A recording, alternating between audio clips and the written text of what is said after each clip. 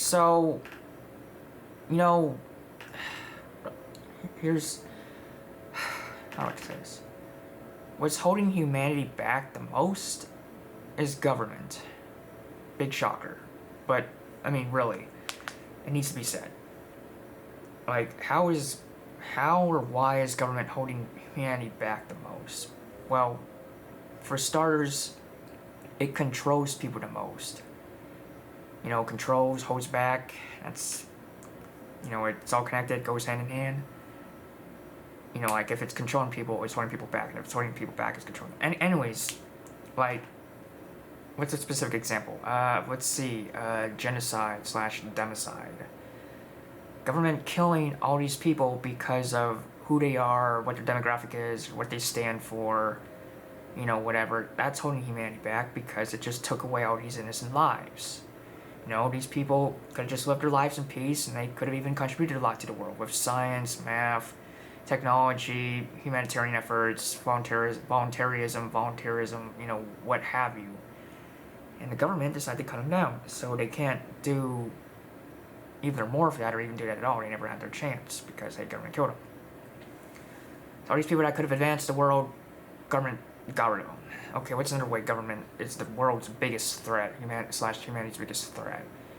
Well, it does lots of censorship, so if people want to say something decent, or indecent, or just say something about how things are, or spread some ideas, can't do that. Can't do that if you get censored, like in North Korea or China or whatever. You can't really say the government's bad if you're not allowed to, at least not easily. And let people know, hey, the government's bad, we need to fight it off. I mean, it's hard to, like, self-inspire yourself. It helps if you have other people to red pill you or base you, or get you based, whatever, to get inspiration for fighting back and all that jazz, and to do so. How else is government holding people back? Well, I guess kind of related to the genocide and democide, there's war. War kills people, or reduces economic strength. If you destroy all this stuff people used to make money with, like factories and shops and stores, they're not going to make as much money anymore. Because you destroyed it, basically. You destroyed their capital. They have to rebuild it if they even can. Oh yeah, before I forget, government destroys people with the education system. Or should I say, the indoctrination system. Like, if you have all these useless indoctrination camps called public schools, how are people really supposed to learn and, be productive if all they're doing is regurgitating, the useless worksheets, quizzes, tests, and projects, and other shit that public school has you do? This isn't really helping anyone, yet they're being forced to do this, learn it, engage with it. That's really stupid. If regular, good, functional, privatized education was allowed to flourish rather than being largely bumped aside by public education, then you'd have a lot better of a society. You'd have, genuinely more educated populace, people with better jobs and better pay, as well as a non-indoctrinated, free-thinking public. You'd have those three things at the very least. Government wants to eliminate all three of those things so it can control people.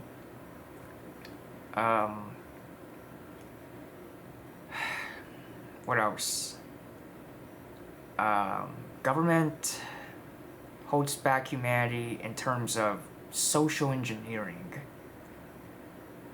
Meaning, it socially engineers humanity in a really negative way. It basically manipulates them, controls them, deceives them, attacks them, all sorts of stuff to socially engineer them. Social engineering is it's basically when you manipulate people. When you have a system of manipulation and controlling people that's unjustified, it's immoral, it's dysfunctional, but hey, it benefits you, so it's social engineering.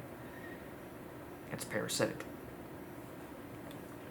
So, I mean, when you social engineer people to be for this politician or that politician, to be divided against anyone who thinks differently or votes differently, that's gonna hold humanity back too. It's gonna hold humanity back when you call the shots, and you turn person against person, and you got all these fights going on, and then you act like you're here to reduce the fights or make peace of things, but you're really just here to stir things up in the first place and cause a whole bunch of bullshit. And when people clamor over which politician's better, Trump, Biden, Kamala Harris, Tim Balls, Hillary, Clinton, Trump, all these people from the present. Clinton, Bush. Sorry, I'm getting a little disorganized here. George H.W. Bush, who's now dead. Right, when you have all these people from the present and the past, people angrily clamor for and tout, that their leader is the best, that their jackboot ruler is the best, that anyone who thinks otherwise should be at the very least ostracized and at the very most killed, then you're having something that's holding humanity back with just that alone. I think humanity would have excelled a lot better if people weren't fighting over which human being should harm all these other innocent human beings.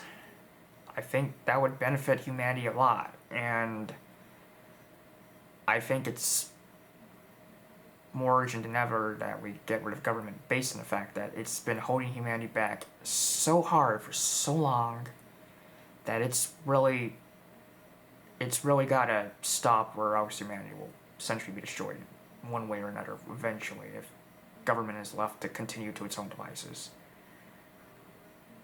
Like if government starts some giant war that kills a whole bunch of people or depletes resources, whatever, that could lead to the apocalypse, which could lead to human extinction, whatever, just our evil in general accumulating. It would have showed that government really should have been gotten rid of a long time ago, like it really should have.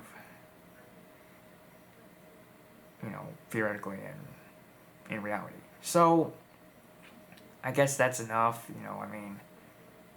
I can only go on so long in this video, but oh yeah, this is why government's holding humanity back. I still got some learning I gotta do on this whole video thing. To really say things accurately, concisely, organized, back it up with facts, that kind of thing. So anyways, yeah, that's it.